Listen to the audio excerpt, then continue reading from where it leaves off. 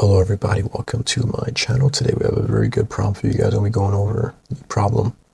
Find all numbers disappearing in an array. This is a very good one, so let's make sure that we pay close attention, right? So it says given an array nums of n integers, where nums of I is in the range of 1 through n, right? So return an array of all the integers in the range of 1 through n that do not appear in the array nums, right? So very, very concise and simple problem statement, right? So very good for us to understand, right?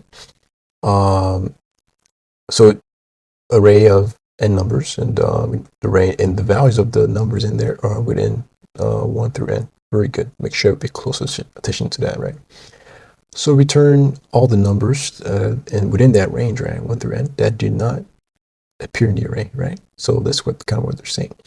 So let's go to a couple examples to solidify the ask, right? So we see that we got a bunch of numbers here, and they're all within the values of 1 through n, right? N being the size of the array, guys, right? So we see that we have 5 and 6 missing, right? Okay, this example is a lot easier to see, right? So we see the size of the array is 2, right? But we see size of the array is 2, right? The range of the numbers should be from 1 through n, right? So it should be from 1 to 2 in that case. But we see that 2 is not in there, right? Clearly, and then we just return 2 because 2 is not in there. We return 2. That's the missing number, all right? So very, very good problem. So how do we solve it, guys, right? So normally this channel, I like to start off with the most easiest solution, the most obvious solution, which is to the brute force, right? Intuitive run, right? So I'm thinking is for each number within the range 1 through n. So we have one for loop for that, right? So we're gonna iterate through all the numbers within that range.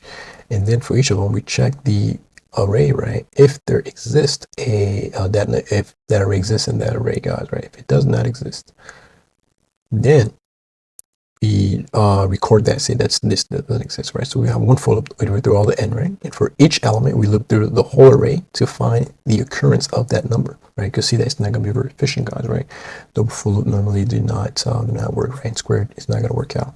So normally we like to introduce some kind of data structure to not do a lot of repeated work, right? Which is to do not a lot of repeated work, right? Like, so we only need to loop through once in the array and save that information, right? So we would just add all the numbers in some sort of a hash set, right? And so we just ask it because it has a quick lookup, guys, right? So one lookup, so it's easy, right? So we just use that, right? So we iterate through all the numbers, all the range within the range, right? And we check, is it present in there, right? And we check the hash set, right? If I have 5 in there, nope, then we record as the numbers to be that's missing, right? 6 not in there, cool, let's add that. 7 is in there, okay, then it's not missing, right? Because we can easily do that quick lookup and check, right? So even this one is not going to be too bad, right? So that we could now we have O of n runtime, but now we have O of n space, guys, right? And one of the follow-ups now, they're asking us to come up with a constant O of 1 space, guys, right? No auxiliary data structures, guys, right? None of that, right? So we went through a couple of approaches. We said O of n squared, and we brought it down to O of n, but with O in space now. But see, they're also saying it has to be O of n runtime and O of 1 space, right? So they know what's up, right? So how do we make them happy and with the constraint that they're giving us, right? Still be able to solve it. There are a couple of solutions that we could do, guys, right? For example, so we see that the range of the numbers are from 1 through n, right? Okay, they're not going to be exceeding that range. There's not going to be n plus 1 in there. There's not going to be 0 in there, right? For example, right? So they're strictly within 1 through n, right? And we know that the index of an array, right? The indices of an array are from 0 to n minus 1, right? You should see there's a little bit of similarity between the two, right? And yeah, so that we can maybe use that as, we could somehow use the values of the elements, right, to check something, right?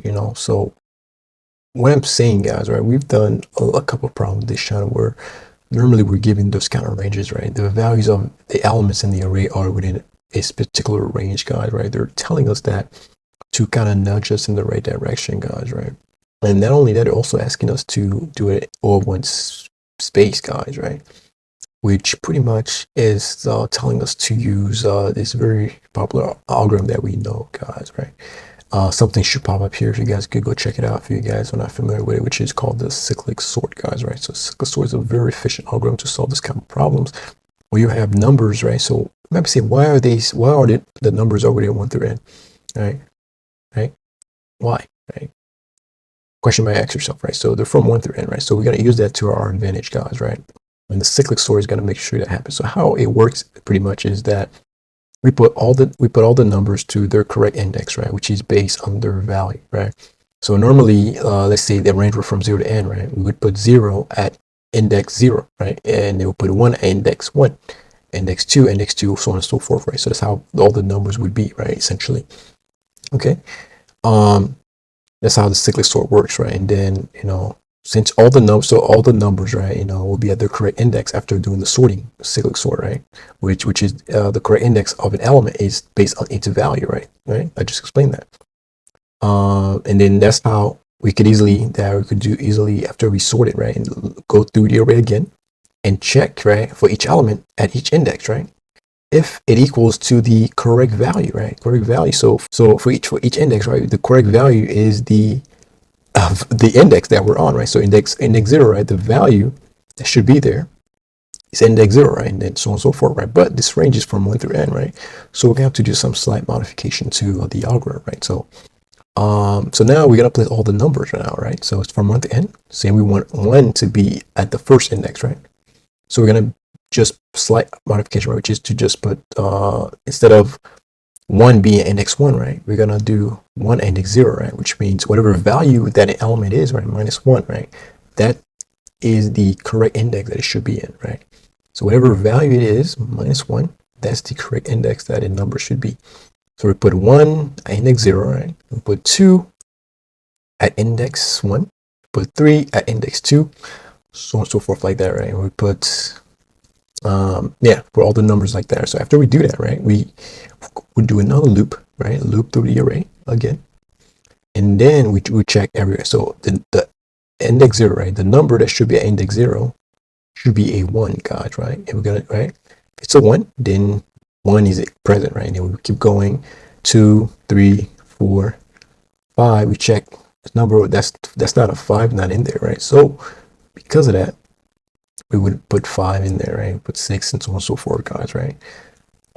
That's how we record it, right? So if we check, the check that we do is the value at that index, right, is not equal to the correct value that we're expecting. And the correct value that we're expecting is the what index we're on plus 1, guys, right? That's the correct number that should be there at that particular spot, right?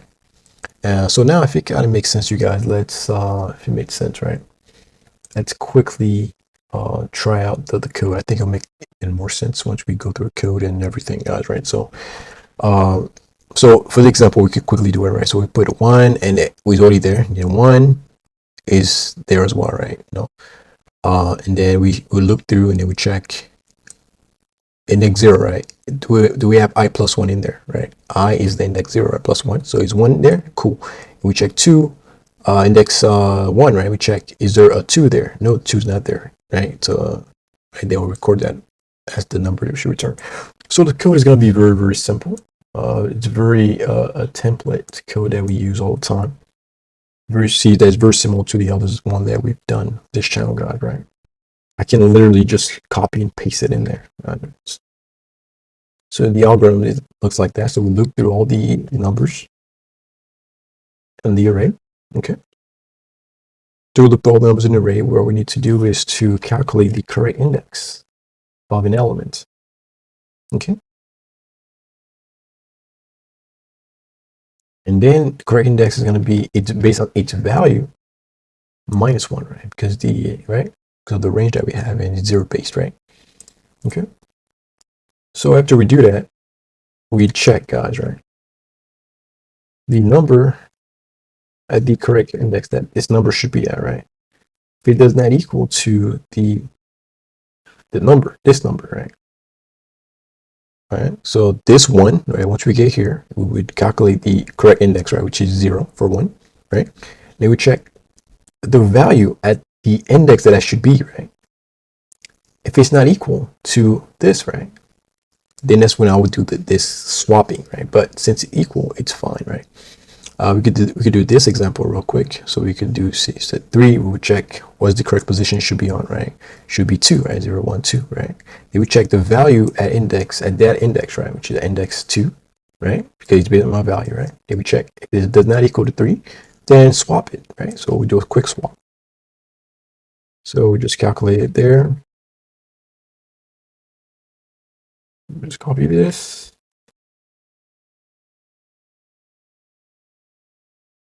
Okay, then equals to nums of I index. Nums of index equals to just simple swap right there, switching in position, guys, right? Even if it makes sense, and then after that we increment the pointer just to go forward.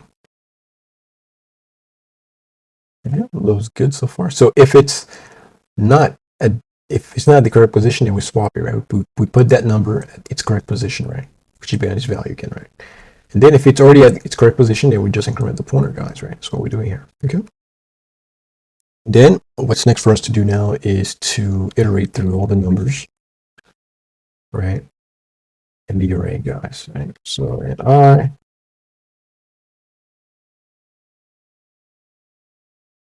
is less than nums, that way. I plus plus. So we loop through all those numbers again. So what we're going to do is to check, right? Number does not equal to the number that we're expecting, right? At that index, we're expecting I plus 1, right? Okay, because for index 0, for example, we're expecting a 1 in there, right? For index 1, we're expecting a 2 in there, or I explain why, right? So we need to list, right, to return as the output, right? Res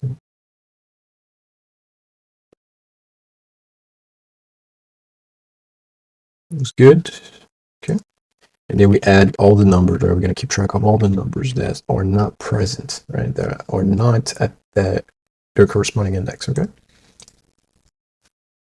So it looks good to me. Let's first return res, right? That's the output. All right, looks good so far, guys, right? So yeah, so we just do we sort the array, right, based on using cyclic sort, right, which means that we place all the numbers in their corresponding index, corresponding indices, right, which is based on their value minus 1, right? Okay, so explain why. So after sorting, and after that, we loop through all the numbers again, right, on the array. We check if their numbers are not in their corresponding spot, right? If they're not, then we add them as missing, right? There must not have been in there, because if they were in there after the sorting, right, they would have been, we would have found them, right? But since we don't found, like we didn't find them, then we would just do that, right? First one code, guys. This looks good to us. Let's press submit. Awesome, guys. We're going to pass all these test cases, guys. If you guys found value, you guys enjoyed this video, let me know in the comment section. If you're new here, make sure to subscribe, because we'll be doing a lot of other videos just like this one. So I want to thank you guys for watching, and I'll see you guys in the next video.